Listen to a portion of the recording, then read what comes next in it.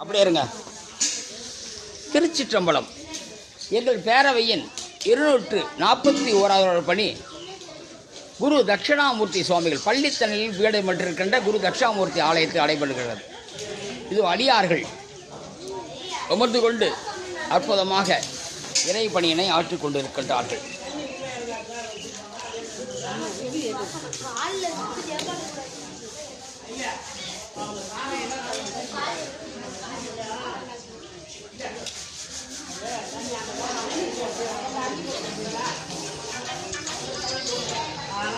இதோ கருவறையை மிக அற்புதமாக பக்தி சிரத்தையோடு மிக பிரமாதமாக.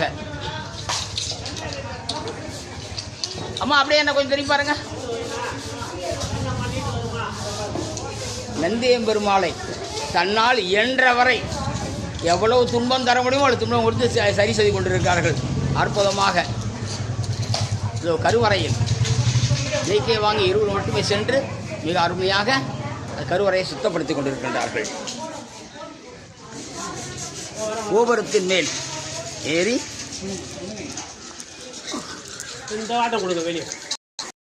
கோபுரத்தை பார்த்து சுத்தம் செய்திருக்கிறார். இதோ அடியவர் ஒருவர் கோபுரத்தின் மேல் சென்று சுத்தப்படுத்திக் கொண்டிருக்கிறார்கள்.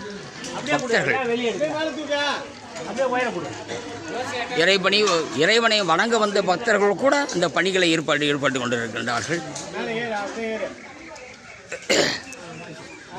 பணிகளை செய்து அப்புறமாக எங்களுடைய பேரவை உறுப்பினர் திரு தில்லைகோவிந்தன் அவர்கள் கடுமையான வேலையை செய்து கொண்டிருக்கார்கள். ஆனால் ஒன்று என்னென்னா அவங்க வீட்டுக்காரமெல்லாம் போக மாட்டார். சிவாய நம. இதோ பணி செய்து ஓய்வெடுக்கின்ற எங்கள் பேரவையின் உறுப்பினர்கள்.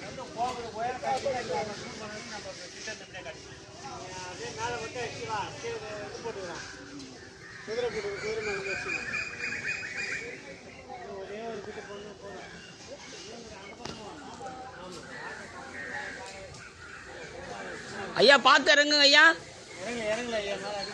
சரி சரி சரி. சிவாய நம. என்னங்கம்மா? இல்லை கொஞ்சம் தண்ணி அடிக்க முடியாது, முடிச்ச பேர் சொல்லுவாங்க. திருச்சிற்றம்பலம் திருச்சிற்றம்பலம். ஐயா கல்யாணம்